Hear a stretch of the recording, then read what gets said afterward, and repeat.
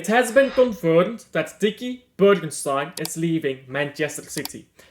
I'm both concerned and not concerned. I suppose the word is saddened, but not concerned. And let me explain why. TXIKI, in my opinion, should be regarded as a club legend for everything he has done for us. He has made sure that we are one of the most respected boardrooms in world football.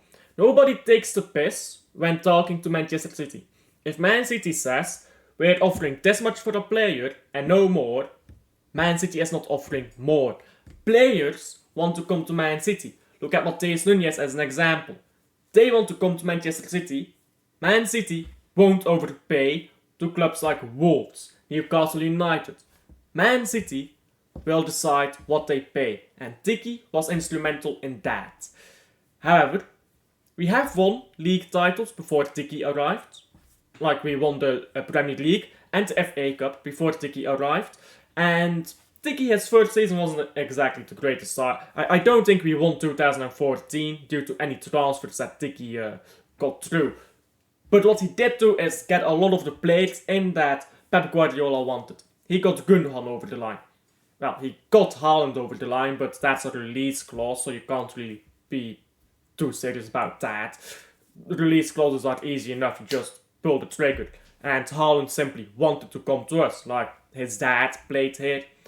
But he did get a lot of instrumental players over the line. Rodri, who we see now how good he is. Stones, I believe, was under TXIKI. In fact, yes, it was under TXIKI. And a lot of these players that we have now. I'm sad that he will go. But I think it's important to let these guys go at the right time. Like I said, TXIKI, his first season here, he wasn't exactly the best sporting director in the world. Like, I think he now is.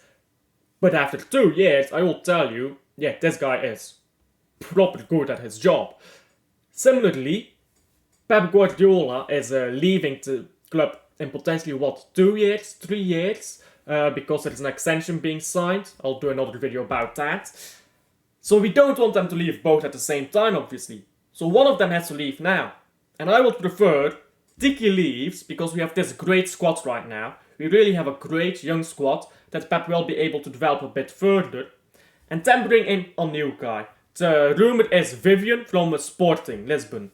So that's fine for me. You get in this new guy, give him 2 years. Give him 2 years to learn under these guys like Caldoon, to work with Pep, to really learn the structure of Manchester City, the culture of Man City Football Club and all of that. I think that's probably fine. I think in the next 2 seasons, we might be overpaying for a few players. We might even get a few players that we normally would get over the line, not over the line. I think that's alright though. Looking at our squad, looking at the ages they will be having as they go further, I think Man City is doing just fine in that regard, and there's absolutely no reason to panic, so this is probably the right choice. I'm sure that whoever we bring in is going to be a great replacement, and I'm sure that if Pep does decide to leave in 2 years from now, we'll find a good replacement for Pep Guardiola as well. So, to the leaving of TXIKI, I think he's the best sporting director in world football right now. I think what he's done for not only the men's team, but look at the women's team, the youth, the esports teams and stuff like that. He has done so much for Manchester City.